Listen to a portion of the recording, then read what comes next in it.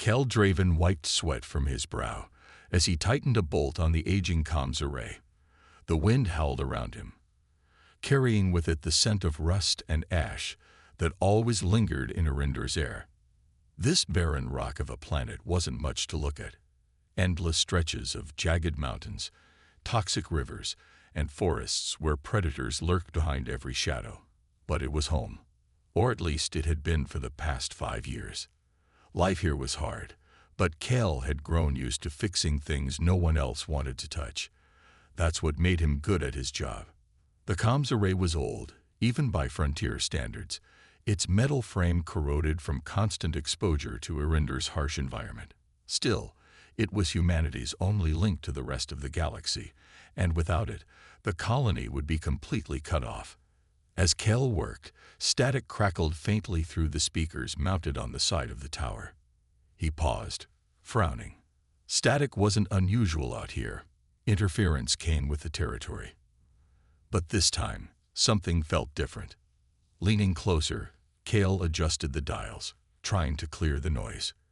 For a moment, nothing changed. Then, just as he was about to give up, a voice broke through. It was faint, distorted, almost drowned out by bursts of static, but unmistakably human, or at least humanoid. "Help us, they're coming." The words sent a chill down Kel's spine. He froze, his wrench slipping from his hand and clattering onto the ground. Who could it be? And who, or what, was coming? The transmission repeated itself over and over, each iteration more desperate than the last. Whoever these people were, they weren't faring well.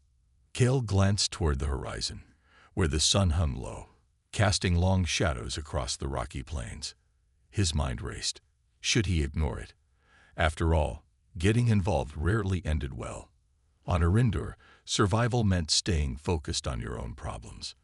But something about the plea tugged at him. Maybe it was the raw desperation in the voice, or maybe it was the nagging thought that if their roles were reversed, he'd want someone to answer. He reached for the control panel again and rerouted the signal to the colony's main communications hub.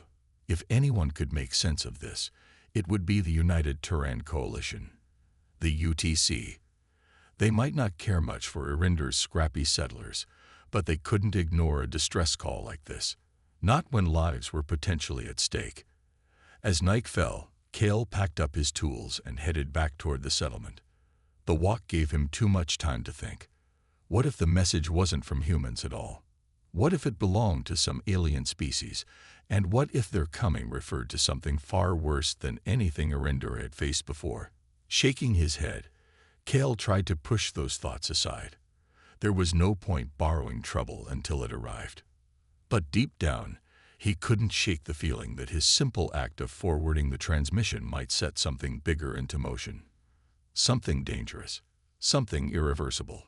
Little did Kel know, his decision would awaken forces long buried, not just on Arinder, but across the stars. Commander Lyra Voss stared at the blinking alert on her holoscreen, her jaw tightening as she replayed the garbled transmission Kel had forwarded. The message was faint, fragmented, but one phrase stood out clearly. "They're coming."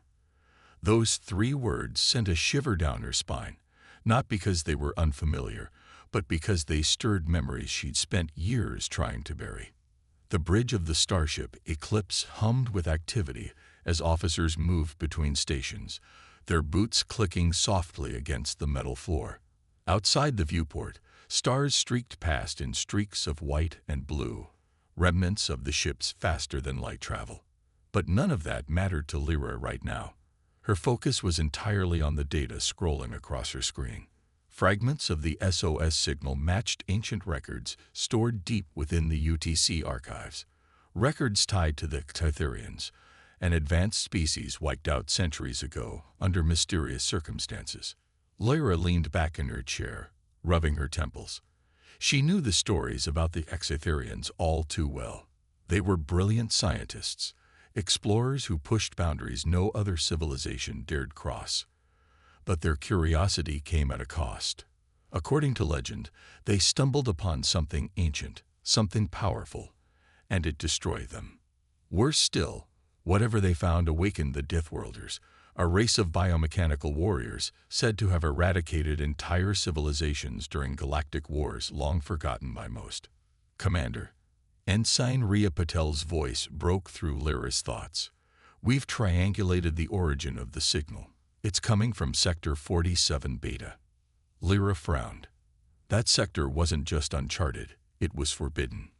Old maps marked it as a graveyard of failed expeditions, its borders littered with warnings about hostile environments and strange phenomena. Some even whispered it contained the homeworld of the Deathworlders themselves. Whether those rumors were true or not, one thing was certain. Nothing good ever came out of that region.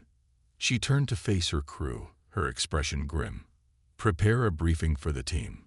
We're heading to Sector 47 Beta.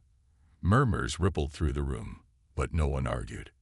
Everyone aboard the Eclipse knew better than to question Lyra when she made up her mind. As the officers dispersed, Lyra remained seated, staring blankly at the viewport. Her hands trembled slightly, though she quickly clenched them into fists to steady herself. This mission felt wrong, too familiar. Years ago, she'd led another expedition into unknown territory, hoping to save colonists trapped on a dying planet. Instead, she'd watched helplessly as enemy forces overwhelmed her team, leaving only ashes behind. The guilt still haunted her dreams, a constant reminder of how easily good intentions could turn deadly. This time, however, she couldn't afford hesitation.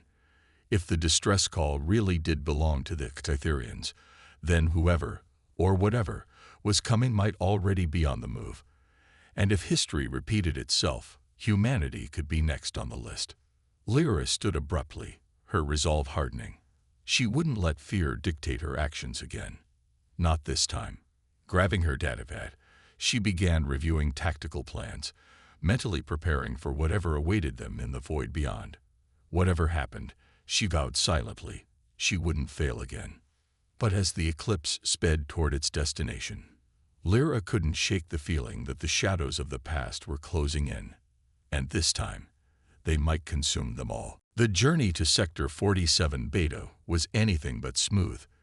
From the moment the Eclipse entered uncharted space, the crew faced one challenge after another. Asteroid fields loomed like jagged teeth in the darkness, forcing the ship to weave through narrow gaps, where even a single misstep could spell disaster. Ion storms crackled around them, their electric tendrils threatening to fry the ship's systems. Each obstacle tested not only the vessel's technology, but also the resolve of those aboard. Cal Draven sat uncomfortably in the briefing room, his fingers drumming against the table as he listened to Commander Lyra Voss outline the mission. He hadn't asked to join this expedition. He'd been coerced. After forwarding the distress signal, UTC officials decided his knowledge of Irinder's defenses might prove invaluable if things went south. Cale didn't argue. Arguing with military personnel rarely ended well. Still, he couldn't shake the feeling that he was out of his depth. This wasn't fixing broken machinery or patching up comms arrays. It was stepping into the unknown. And Cale hated uncertainty. Across the table, Ensign Mira Solis leaned forward eagerly, her eyes bright with excitement. Unlike Cale, she seemed thrilled by the prospect of encountering alien life. A xenobiologist by trade, Mira had spent years studying fragments of alien artifacts and ancient ruins, piecing together clues about civilizations long gone. To her, this mission wasn't just a duty. It was an opportunity to uncover secrets no human had ever seen. "We're approaching the edge of the storm," announced Lieutenant Arlen Hayes, the ship's pilot, over the intercom. His voice carried a note of tension. "Hold on to something." Moments later, the Eclipse shuddered violently as it plunged into the heart of the ion storm. Lights flickered across the ship, and alarms blared as systems struggled to compensate for the surge of energy coursing through the hull. In the briefing room, Cale gripped the edge of the table tightly, his knuckles turning white. Beside him, Mira clutched her datapad, though her expression remained calm, almost serene. "Relax," she said, noticing Cal's unease. "This ship's tougher than it looks." Kale gave her a skeptical glance but didn't respond. Instead, he focused on steadying his breathing. Outside the viewport, streaks of purple and green lightning illuminated the void, casting eerie shadows across the walls. For a brief moment, Kale thought he saw something moving amidst the chaos. Not debris, but something alive. He blinked, and it was gone. Maybe it was just his imagination playing tricks on him. Back on the bridge, Lyra stood beside Lieutenant Hayes, her gaze fixed on the swirling maelstrom ahead. Her mind raced with possibilities, each more unsettling than the last. What if they were walking straight into a trap? What if the distress call had been a lure designed to draw them deeper into danger? She pushed the thoughts aside. Speculation wouldn't help now. All they could do was press forward. Finally, after what felt like hours, the ship emerged from the storm. The sudden calm was almost jarring. Stars glittered peacefully in the distance, and the hum of the engines returned to its steady rhythm. For a moment, everyone aboard allowed themselves to breathe easier. But the relief was short-lived. As the navigation officer plotted their course, sensors picked up something unusual, a massive object drifting near a dying star. Its silhouette was unmistakable, a derelict spacecraft, battered and scarred, yet still intact. "That's our destination," Lyra said quietly, her voice carrying a weight that silenced the room. No one needed to ask who, or what, might be waiting for them inside. The derelict spacecraft loomed ahead, its jagged edges glinting faintly in the light of the dying star. It was enormous, easily 3 times the size of the Eclipse, and its surface bore the scars of countless battles. Bird marks crisscrossed its hull, and entire sections appeared to have been torn away, exposing twisted metal and darkened corridors within. Despite its battered state, there was an eerie sense of purpose about it, as though it had once been a formidable predator now lying dormant. Commander Lyra Voss stood on the bridge, her eyes fixed on the view screen. "Prepare the boarding team," she ordered, her voice steady despite the unease simmering beneath the surface. She turned to Cal Draven and Ensign Mira Solis, who were standing nearby. "You're both coming with me." Cal hesitated. He wasn't trained for this kind of mission. He was an engineer, not a soldier, but arguing would only waste time. Besides, he couldn't deny his curiosity. What secrets lay hidden inside that ship? Mira, on the other hand, looked thrilled at the prospect of exploring alien ruins firsthand. She adjusted the straps of her equipment pack with practiced ease, her excitement barely contained. Minutes later, the team gathered in the airlock, clad in reinforced suits designed to protect against radiation, toxins, and whatever else they might encounter. The atmosphere aboard the derelict was unstable, forcing them to rely on their helmets' oxygen supply. As the outer door slid open, revealing the yawning chasm of space between the 2 ships, Kale felt a pang of dread. This was it. There was no turning back now. They crossed the gap using magnetic tethers, their boots clanging softly against the derelict's cold, pitted surface. Once inside, the airlock sealed behind them with a hiss, plunging them into near-total darkness. Emergency lights flickered weakly along the walls, casting long shadows that danced eerily in the gloom. The silence was oppressive, broken only by the faint hum of failing systems and the sound of their own breathing. "This place gives me the creeps," Kale muttered under his breath, shining his flashlight down one of the corridors. The beam revealed scorch marks and shattered control panels, evidence of a desperate fight that had taken place here long ago. Mira knelt beside a console, brushing away layers of dust with gloved hands. "This isn't human tech," she said, her voice tinged with awe. "It's Scytherian. Look at these symbols. They match the ones from the archives." Lyra moved closer, her weapon drawn. "Stay focused. We don't know what, or who, we might find here." As they ventured deeper into the ship, the signs of conflict grew more pronounced. Bodies, or what remained of them, lay scattered throughout the corridors. They weren't human. Their skeletal forms suggested they belonged to the Cytherians. Whatever had attacked them hadn't shown mercy. In the central chamber, they discovered the source of the distress signal, a damaged communications array surrounded by makeshift barricades. Logs played automatically as they approached, holographic images flickering to life. A Cytherian figure spoke urgently, its voice distorted but intelligible. "We made a grave mistake. We awakened something ancient, something unstoppable. If anyone finds this message, do not follow our path. Do not seek the artifact." Before the recording could finish, Kale accidentally triggered a hidden mechanism while examining the console. A low rumble echoed through the ship as a pedestal rose from the floor, bearing an object unlike anything they'd ever seen. It pulsed with an otherworldly energy, its surface etched with intricate patterns that seemed to shift and writhe like living things. "What is that?" Kale whispered, stepping back instinctively. Mira stared at it, wide-eyed. I think it's the artifact the log mentioned." Lyra stepped forward cautiously, her weapon trained on the object. "Whatever it is, it's dangerous. We need to secure it and get out of here."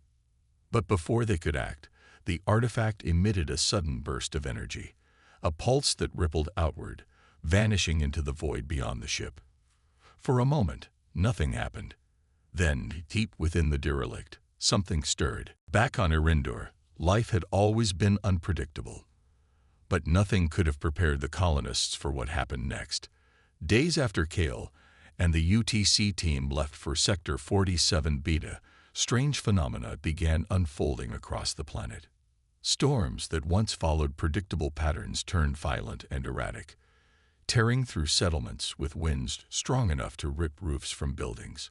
Wildlife, already dangerous, became unnaturally aggressive. Predators stalking prey in broad daylight, their eyes glowing faintly as if possessed by some unseen force. In the colony's main hub, alarms blared as seismic activity spiked without warning. Cracks spread across the ground, swallowing equipment and vehicles whole. Panic rippled through the settlers, many of whom whispered about old legends passed down by earlier generations. Tales of the sleepers beneath the earth resurfaced, beings said to have ruled the galaxy long before the battle for Erindor raged with a ferocity that left no room for hesitation. Every second counted, and every decision carried the weight of life or death. Cal Draven crouched behind a crumbling wall, his breaths shallow as he watched one of the towering biomechanical constructs tear through the colony's defenses. Its massive limbs moved with unnatural speed, each step shaking the ground beneath him. The air was thick with smoke and the acrid smell of burning metal, while screams echoed in the distance, reminders of the chaos consuming everything around them. Kale gripped the makeshift detonator in his hand, his mind racing. He had rigged a series of explosive charges near an unstable geyser field, hoping to use the planet's volatile environment against the Deathworlders. But timing was critical. If he triggered the explosion too soon, it might not do enough damage. Too late, and the machines would overrun him before he could escape. "Come on," he muttered under his breath, watching as the construct paused to scan the area. Its glowing core pulsed rhythmically, almost like a heartbeat. For a moment, Kale wondered if these things were alive, not just machines, but something more sinister, blending biology and technology into a perfect killing force. He didn't have time to dwell on it. With a deep breath, he pressed the detonator. A deafening roar erupted as geysers exploded in a chain reaction, sending jets of scalding steam and debris spiraling into the sky. The construct staggered, its balance disrupted by the shockwave. One of its legs buckled, causing the massive machine to collapse partially into the geyser field. It wasn't destroyed, but it was slowed, a small victory in an overwhelming war. Elsewhere, Commander Lyravos led a desperate counterattack against another construct. Armed with heavy plasma rifles and guided missiles, her team fought valiantly, but the Deathworlders seemed unstoppable. Their armor absorbed most attacks, and their weapons cut through human defenses with ease. Still, Lyra refused to give up. She remembered all too well the cost of failure, and she wasn't about to let history repeat itself. Not here, not now. Focus fire on its joints, Lyra shouted, her voice cutting through the din of battle. Her team obeyed, targeting the construct's weaker points where its mechanical limbs connected to its body. Sparks flew as their shots found their mark, and the machine stumbled, its movements growing sluggish. Encouraged, Lyra pushed forward, leading a final charge to disable its core. But victory came at a price. As the construct fell, one of its collapsing limbs crushed two members of her team, their cries silenced instantly. Lyra froze for a split second, her chest tightening with grief and guilt. She clenched her jaw, forcing herself to keep moving. There would be time to mourn later, if they survived. Back at the colony's command center, Ensign Mira Solis worked frantically to coordinate evacuation efforts. Civilians poured into underground bunkers, their faces pale with fear. Mira tried to reassure them, even as tremors shook the facility and distant explosions rattled the walls. "Stay calm. We'll get you out of here," she called out, though her own voice betrayed hints of doubt. Despite their best efforts, it became clear that brute force alone wouldn't stop the Deathworlders. They were too powerful, too relentless. Humanity needed another solution, one that went beyond conventional tactics. As night fell over Irindor, the colony lay in ruins, its once bustling streets reduced to ash and rubble.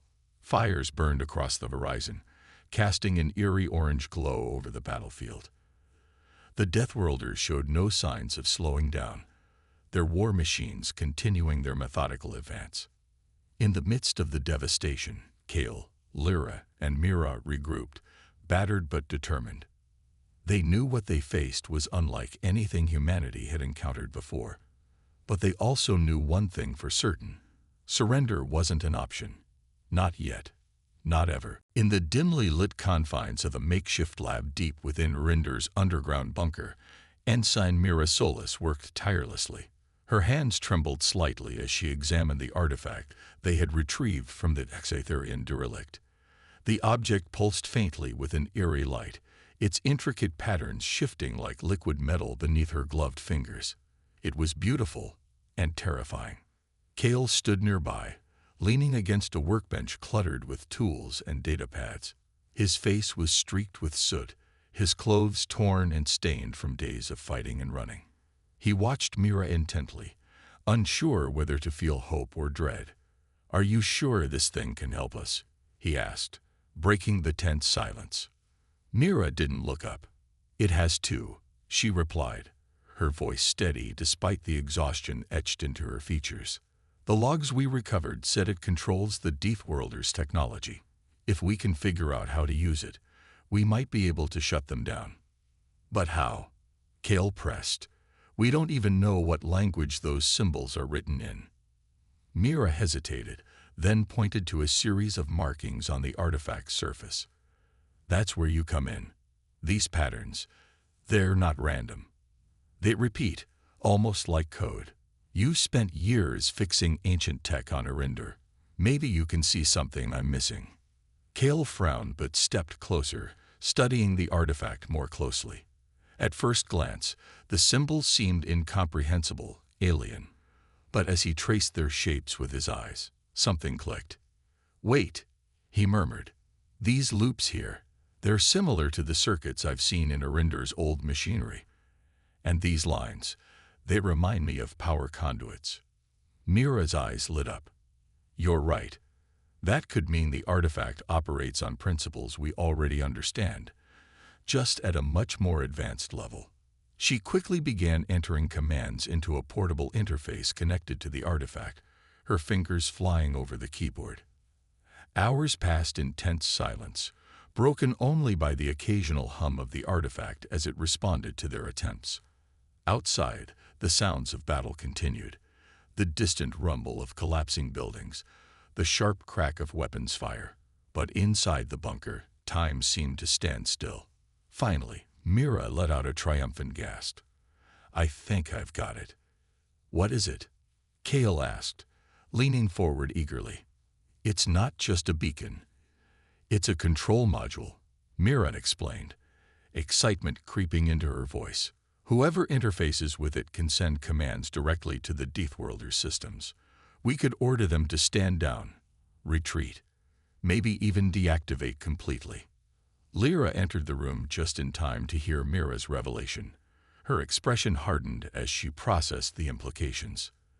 "There's a catch, isn't there?" Mira nodded reluctantly. "Yes. To activate the artifact fully, someone has to interface with it directly, plug themselves in, so to speak. The process will expose them to raw alien energy. It's risky, potentially fatal." Kel's stomach sank. "And if it doesn't kill you outright?" "It could corrupt your mind," Mira admitted quietly. "The Exetherians mentioned that in their logs. Whoever uses the artifact risks losing themselves to the machine, or worse, to whatever intelligence controls the Deathworlders." For a moment, no one spoke. The weight of the decision hung heavy in the air. Lyra finally broke the silence. "Then it's settled. I'll do it."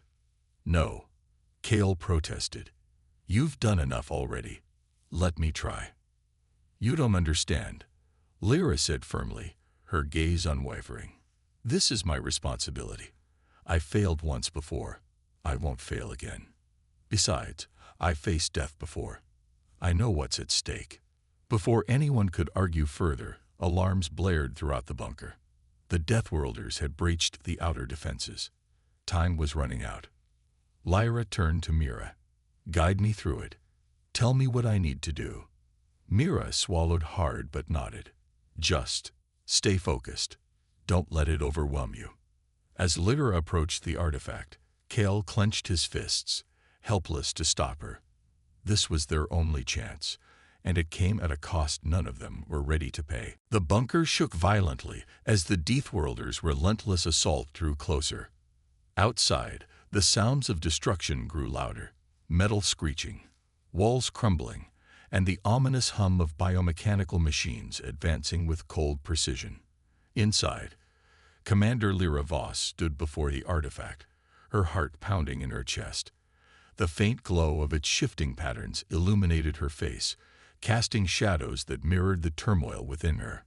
Cal Draven hovered nearby, his hands clenched into fists.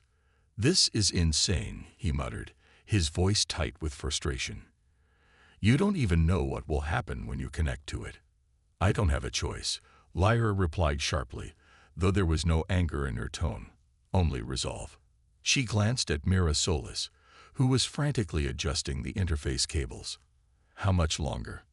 "Almost ready," Mira said, her voice trembling slightly. She avoided meeting Lyra's eyes, guilt weighing heavily on her shoulders. This was her discovery, her idea. But now it felt like she was sentencing someone to death. Lyra took a deep breath, steadying herself. Memories flooded her mind. Faces of those she'd failed before, their voices whispering accusations she couldn't silence. For years, she had carried the burden of survivor's guilt, haunted by the lives lost under her command. Now, faced with another impossible decision, she realized this was her chance for redemption. If she succeeded, she could save not just Arindor but humanity itself. If she failed, well, failure wasn't an option. "Here," Mira said finally, holding up a neural interface device. It looked deceptively simple, a sleek headpiece lined with glowing nodes, but they all knew better. Once activated, it would link Lyra's mind directly to the artifact, exposing her to its alien energy. Lyra nodded and stepped forward. "Tell me what to expect." "You'll feel resistance at first," Mira explained quickly, her words tumbling out in a rush. "The artifact might try to overwhelm you, to push back. Stay focused on your goal. Think about the commands we discussed. Stand down, retreat. Repeat them clearly in your mind. Don't let it distract you." "And if it does?" Kale asked grimly. Mira hesitated. "Then, we lose her." Before anyone could say more, Lyra placed the interface over her head. The nodes flared to life, bathing her in an ethereal blue light. A sharp intake of breath escaped her lips as the connection began, and for a moment, everything seemed calm. Then the pain hit. It started as a dull ache, but quickly escalated into searing agony, as though every nerve in her body were on fire. Lyra dropped to one knee, gritting her teeth against the overwhelming sensation. Images flashed through her mind. Chaotic fragments of alien landscapes, battles fought millennia ago, and glimpses of something vast and incomprehensible. The Deathworlder's consciousness pressed against hers, probing, testing, resisting. "Stay strong," Mira shouted, gripping the edge of the console. "Focus on the commands." Through sheer force of will, Lyra pushed back against the torrent of sensations. She visualized the words Mira had drilled into her, repeating them silently like a mantra. "Stand down. Retreat." At first, nothing happened. The artifact's energy surged, threatening to drown her entirely. But slowly, painfully, she began to assert control. Outside, the tide of battle shifted. One of the towering constructs froze mid-step, its glowing core flickering uncertainly. Smaller drones paused in their relentless hunt, hovering aimlessly as though confused. Across Erindor, the Deathworlders hesitated, their movements growing sluggish. But the effort was taking its toll. Blood trickled from Lyra's nose, and her body trembled uncontrollably. Her vision blurred, and the edges of her awareness began to darken. She could feel herself slipping away, consumed by the artifact's power. "Lyra," Kale yelled, lunging toward her. "That's enough. You've done it."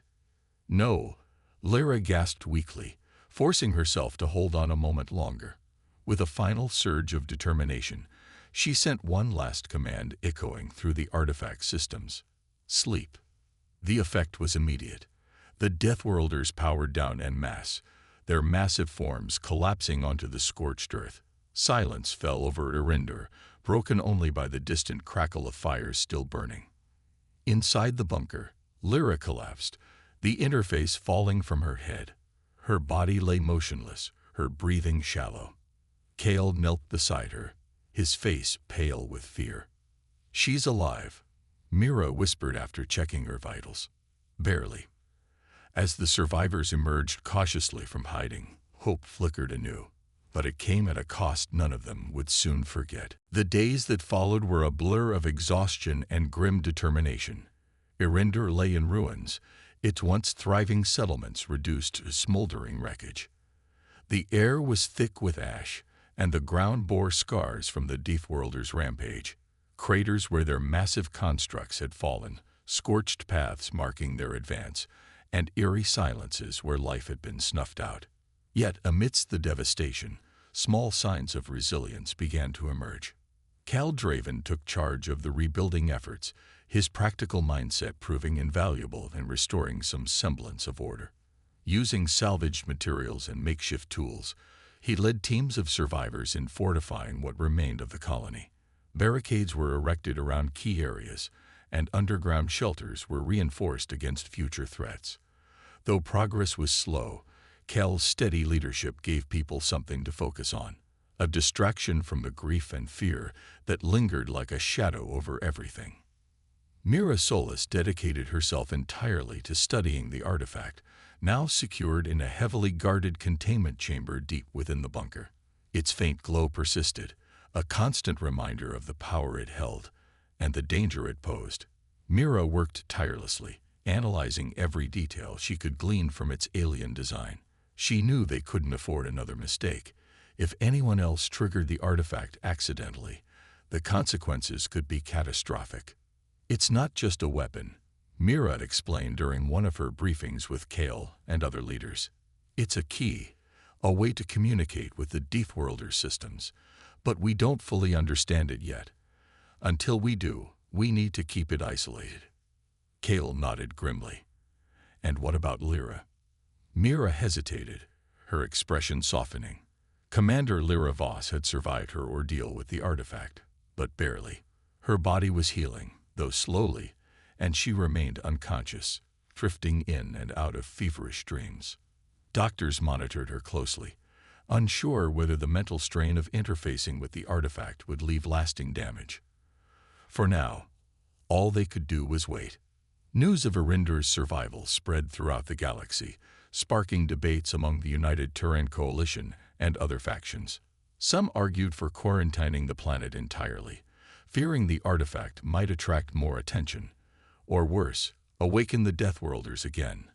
Others saw an opportunity to study the technology and harness its potential, despite the risks. Diplomatic envoys arrived, eager to assess the situation firsthand.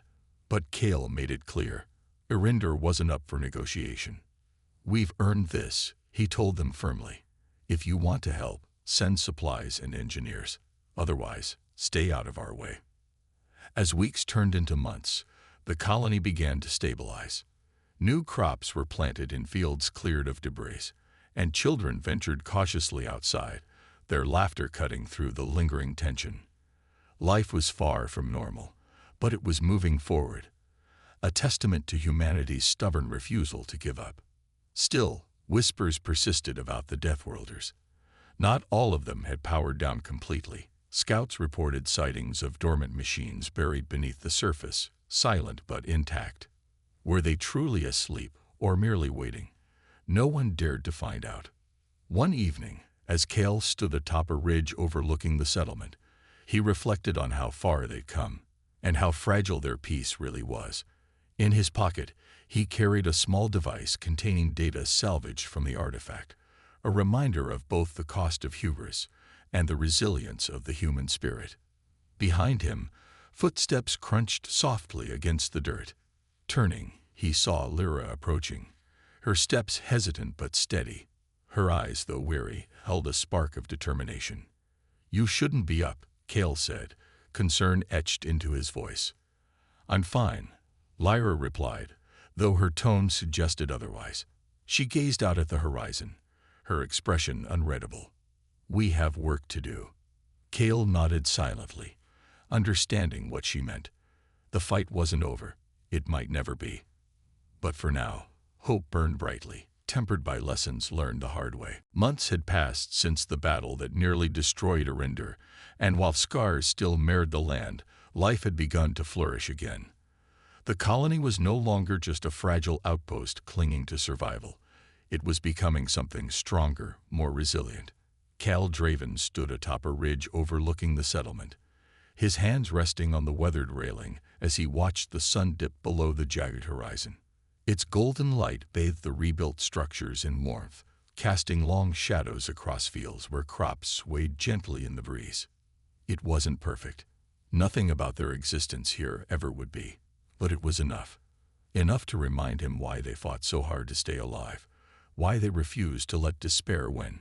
He reached into his pocket, fingers brushing against the small device containing data salvaged from the artifact. It was a reminder, a warning, even, but also proof of what humanity could achieve when pushed to its limits. Behind him, footsteps crunched softly against the dry earth. Turning, he saw Lyra Voss approaching, her gait steady but cautious, as though she were still relearning how to carry herself after everything she'd endured. Her face bore new lines, etched by pain and guilt, but her eyes reflected something else now. Quiet strength. She stopped beside him, gazing out at the colony below. "You've done good work," she said finally, her voice softer than usual. "They're lucky to have you." Kale shrugged, uncomfortable with praise. "I didn't do it alone. We all pulled together." Lyra nodded, acknowledging the truth in his words. For a moment, neither spoke, content to simply watch the world rebuild itself piece by piece. Then she turned to him, her expression serious. "What happens next? With the artifact? With everything?" Kale hesitated before answering. "We keep moving forward. Mira is still studying the artifact, trying to understand it without risking another disaster. As for the Deathworlders," he trailed off, glancing toward the distant mountains where dormant machines lay buried beneath layers of rock and soil. "We stay vigilant. If they wake up again, we'll be ready." Lyra studied him for a moment, then offered a faint smile. "You sound like you believe that." "I have to," Kale replied simply. Otherwise, what's the point? His words hung in the air, heavy with meaning. Both knew the galaxy was vast and full of dangers far beyond anything they'd faced on Arinder. But they also knew humanity's greatest strength wasn't its weapons or technology. It was its ability to adapt, to endure, to hope even in the face of overwhelming odds. As night fell, the first stars began to twinkle in the sky, their light piercing through the lingering haze of smoke and ash. Lanterns flickered to life throughout the colony, casting pools of warm light against the darkness. Laughter drifted up from below, children playing, settlers sharing stories around makeshift fires. Life went on, stubborn and unyielding. Mira joined them eventually, carrying a datapad filled with fresh findings about the artifact. Her excitement was tempered by caution, a balance she had learned the hard way. I think I'm close to understanding how it communicates, she said, her voice tinged with awe. If we can replicate its signals safely, we might be able to prevent another awakening entirely. That's good news, Lyra said, though her tone suggested she remained wary. Some wounds ran too deep to heal completely. The three stood together in silence, united by shared struggles and sacrifices. They weren't heroes, not in the traditional sense, but they had done what needed to be done. And perhaps that was enough. As the wind swept across the ridge, carrying with it the scent of renewal, Kale felt a flicker of optimism. Whatever challenges lay ahead, they would face them together, not just the people of Arinder, but all of humanity scattered across the stars. Hope shone brightly, tempered by lessons learned and battles fought. In the distance, a lone wolf howled, its cry echoing into the endless expanse of space. Somewhere out there, shadows lingered, waiting. But for now, dawn had broken, and with it came the promise of a brighter future.